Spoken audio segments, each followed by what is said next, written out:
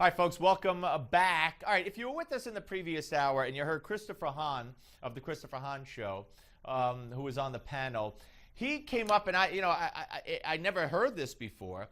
He said, in reference to the grazing fee situation and the federal land situation going on in Las Vegas, he said that Ronald Reagan was the one who signed into law why the federal government should own that land and why there should be the grazing fees, the federal grazing fees for the cows, the livestock. Ronald Reagan did it, he said.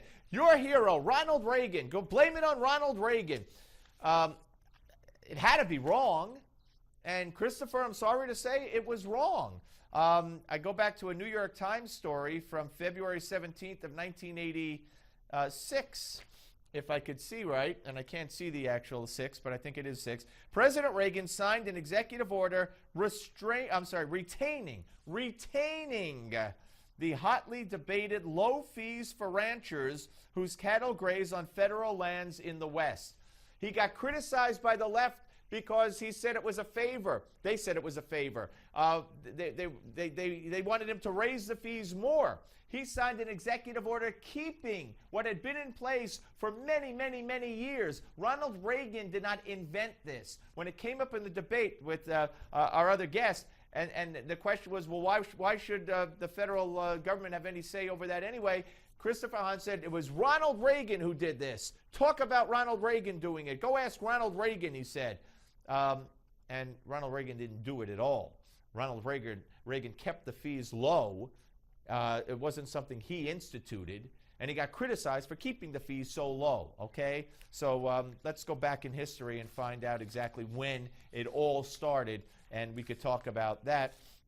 Yes, February 17, 1986. And conservation groups, the left, attacked the decision as a political giveaway to Western livestock interests at a time when most other federal programs are being slashed to reduce the budget deficit.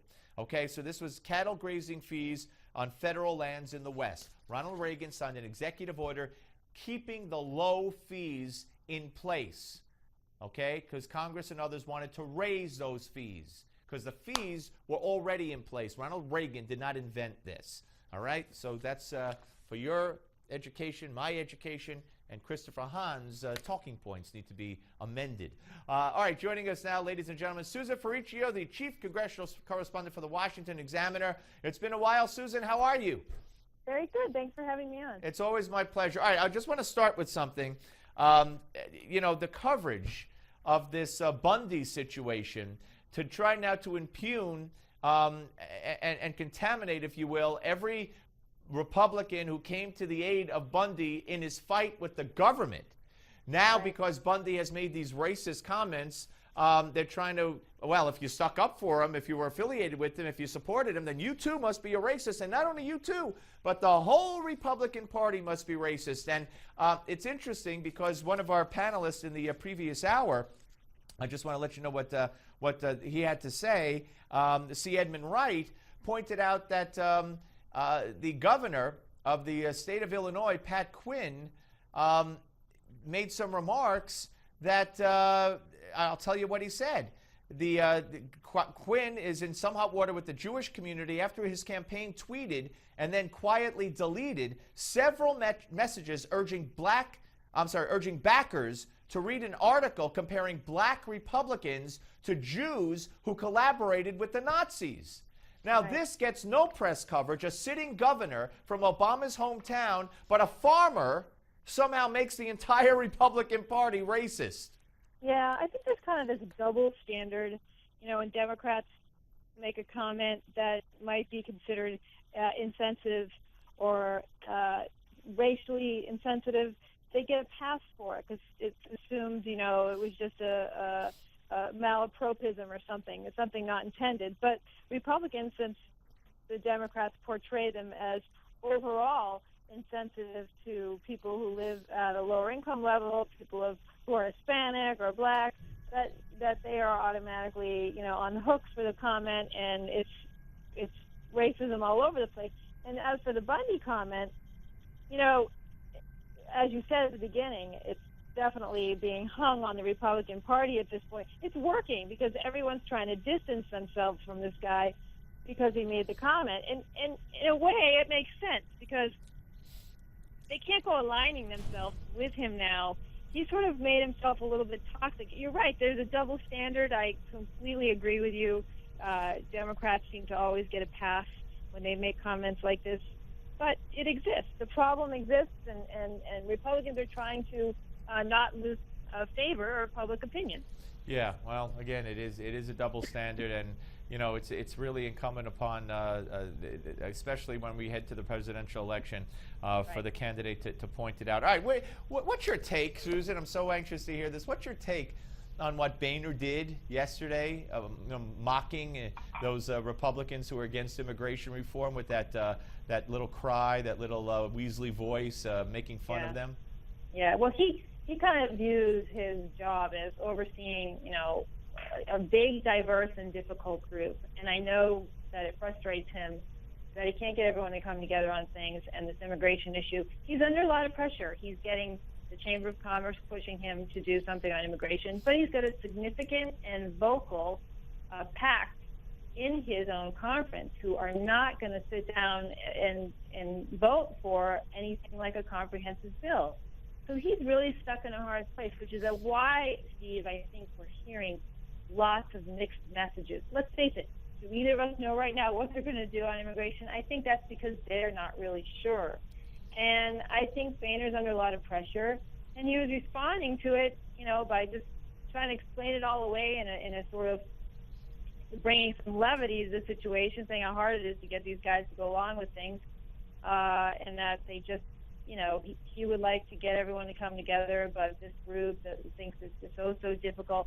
But that may be why he did it, but more importantly, what will be the impact of this? I'm sure we're all wondering. Well, I think it stirs up more, opposition from people who are already angry with Boehner over things. This is a small group. It's not a majority, but it's significant enough to make it difficult for him to be reelected as Speaker. It's significant enough for people to really start to get angry with him to feel like that they're not being taken seriously. The will of their constituents is not being taken seriously by Boehner, and that they've just had it with him. And I think that there's going to be a little of that as well amongst the groups that are more the Tea Party influenced faction in the House. So I think Boehner did himself no favors with that group, but it's also a reflection of his general style in the way he deals with things. Those of us who sit through weekly press conferences with him and have known him for many years in hallway conversations, this is kind of his attitude about things. He's from a huge family of brothers and sisters, and I think he sees his, they used to fight and he had to play referee. Well, I think he sees himself in that role now. However, I don't think he did himself a favor with this group who may come back and add that to the list of things that give them reason to launch opposition in January of 2015. Yeah, I don't see any way he's reelected as Speaker. I mean, I don't know that. I mean, there's been talk. I don't know what you've heard that he's not even going to try it next time. But to give, and he did this as I've alluded to before in the show. He did it to his fellow Republicans when he took the conservative groups on one day after the shutdown, and then took on the Ted Cruz's of the world specifically and said they made me shut down the government. And again, I'll point out, that's the argument the Democrats would love you to believe, that the Republicans shut down the government. He should be arguing that, no, we didn't do it, they did it. Instead, he blamed it on conservatives in his own party and said, we shut down the government. That was ridiculous. And this, to me, is just another extension of that. Yeah, and I think what it highlights is, I think, a true division within this specific House Republican caucus. I mean, you can look at the party nationwide and, of course, the factions. But here in the House of Representatives, there is a divide, and there you have it right there. You just kind of described it, because it gives you whiplash trying to follow all this stuff on the Hill. Because one minute it looks like, hey, we're getting behind these guys. Those of us who were there during the shutdown. And then later to say, hey, this was a really dumb idea. but they went along with it. And believe me, if this thing had worked, Boehner would be taking credit for it. Right. So it's politics. It's a rough game. Everyone's trying to survive and get reelected, and I think Boehner does want to hang on to his gavel.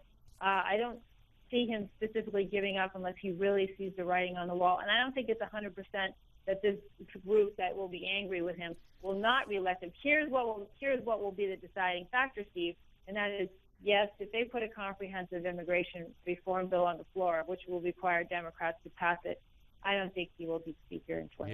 Yeah. All right, let me ask you this. I don't know if you've heard this Hillary soundbite, especially the first part of it, and I wonder if you have and what your reaction is, and if it's gotten any raised any eyebrows in D.C. Could we go ahead with cut number 13? As men and women age, men are tired of the race. I mean, they've been running it since their late teens. They're exhausted. All they want to do is take a deep breath. They want to retire. They want to play golf. They want to, just enjoy life.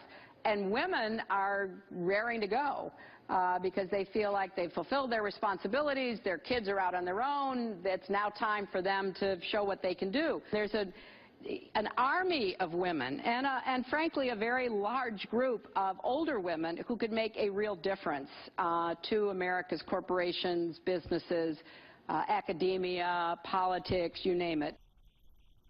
All right, let's leave the army of women out. Of course, she could have said binder full of, but she said army. But what about this, blanket generalization of older men and women about how men just phone it in once they're getting a little older, but women, oh man, they're ready to start life. I mean, what is that? Yeah, I think actually what I heard out of that is she forgot the only word she left out was the White House. I mean, she's clearly, it sounded to me like she was laying the case for why, even though she's much older, and if she runs for president, that will be a huge factor. She's laying the case for why someone like her would be a perfect candidate to become president at this point. I'm waiting for Joe Biden to take her to task for that. Yeah, right, because she's not tired, and she's ready to go, and she's ready. That's what I heard. That's how I interpreted that. Washington is waiting. They're waiting for Hillary Clinton to say yes or no, and that is going to really be the most important question about 2016 presidential politics. Yes or no for Hillary. Lately, everything we hear coming out of her mouth seems to be laying the groundwork for a run. Yep. She even not apologized, but admitted that Benghazi was her biggest disappointment, as she put it. I think that was the word. And it'll be one of her biggest liabilities. Yeah, as well. Yeah, absolutely. Hey, Susan, great to talk to you. We'll speak to you soon. Thank you. Thanks, Steve. Bye-bye. Susan Ferrechio, ladies and gentlemen, chief congressional correspondent for the Washington Examiner. Now, when we come back, you're not going to want to miss this. You're not going to ever want to miss any of the show. But Joe Connor is such a great guy. I know him. We live not far from each other. His dad was killed by the FALN terrorists when they bombed Franz's Tavern down in Greenwich Village in New York. He's had so much to say. He's testified against Eric Holder at hearings. So we're going to weigh in on Eric Holder. We're also going to talk about a controversy at the Ground Zero 9/11 Memorial Museum on a film. Don't miss it. Steve Malzberg Show coming up right here, Newsmax Television.